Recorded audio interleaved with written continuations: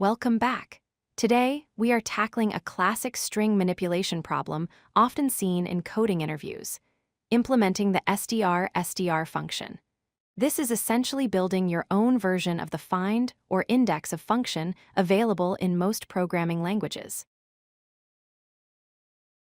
So, what exactly does this function do? The objective is simple. You are given two strings, one called the haystack, representing the main text, and one called the needle, which is the pattern you are looking for. Your job is to return the index of the first occurrence of the needle within the haystack. If the needle is not found at all, you must return -1. Let's look at a couple of examples. In the first case, our haystack is sad but sad, and the needle is sad. The word sad appears twice, first at index 0 and again at index 6. Since we want the first occurrence, the correct output is 0. In the second example, if we search for LeetCode inside LeetCode, it's simply not there, so the output is -1. Before we jump into the code, we must consider the edge cases. First, if the needle is longer than the haystack, it's impossible to find a match, so return -1. Second, if the needle is an empty string, the convention is to return 0 because an empty string is technically found at the start of any string. Finally, if the haystack is empty but the needle is not, we return -1.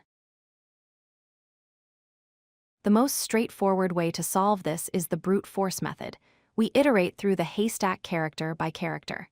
At every single position, we stop and check. Does the substring starting here match our needle? If yes, we return that index immediately. If we finish the entire loop without finding a match, we return -1.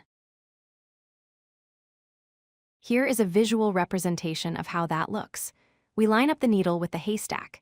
We compare characters one by one. If we find a mismatch, like L versus F shown here, we know the needle doesn't start at this position. So, we shift the needle one step to the right and start the comparison process all over again. Here is how this logic translates into code. We get the lengths of both strings. Then, we loop from index 0 up to the length of the haystack minus the length of the needle. Inside the loop, we use a substring check to see if the segment equals the needle. If it does, we return I. If the loop completes, we return -1.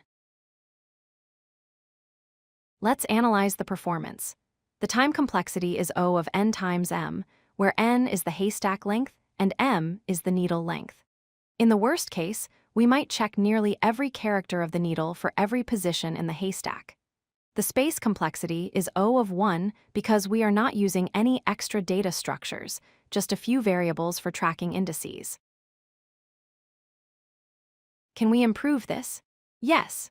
The brute force approach can be slow for very large texts. There are advanced algorithms like North-Morris-Pratt or KMP, which can solve this in linear time. O of n plus m KMP works by preprocessing the needle to build a table that tells us how much to skip after a mismatch, avoiding redundant comparisons.